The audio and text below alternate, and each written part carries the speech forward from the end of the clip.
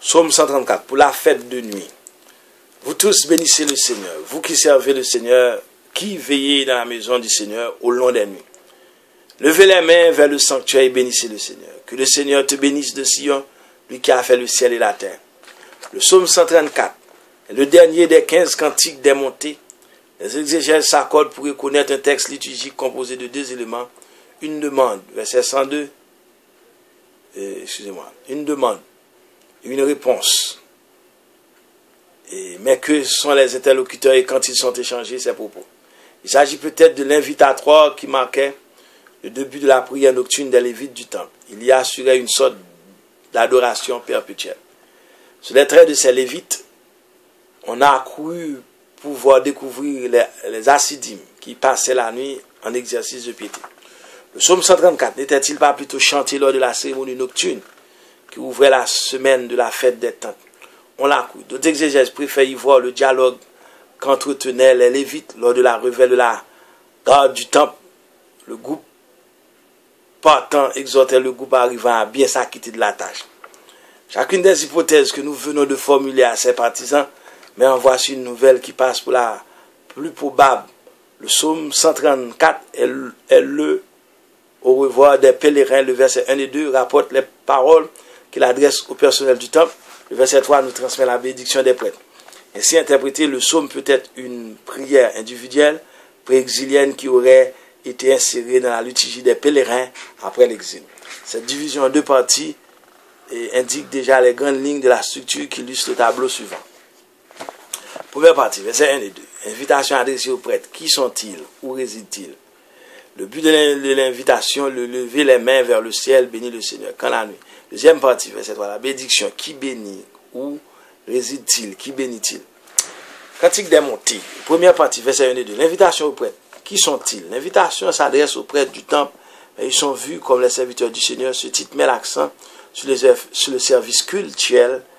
Est un acte noble et joyeux que des hommes libres, non pas des esclaves, accomplissent. Où réside-t-il? Il réside dans la maison du Seigneur pour y assurer le service du culte. C'est justement dans cette maison-là que se trouve l'arche, l'alliance piédestale du Seigneur. Le but de l'invitation, il est double. Les serviteurs sont invités à lever les mains vers l'arche du Seigneur.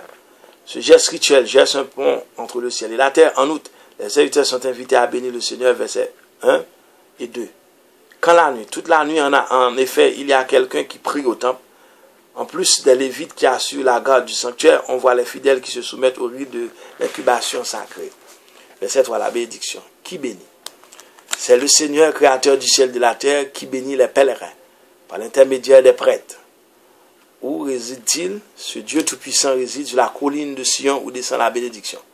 Qui bénit-il? On remarque l'emploi du singulier, qu'il te bénisse. C'est-à-dire qu'on ne demande pas au Seigneur de bénir un conglomérat d'individus, mais une seule et même communauté de frères.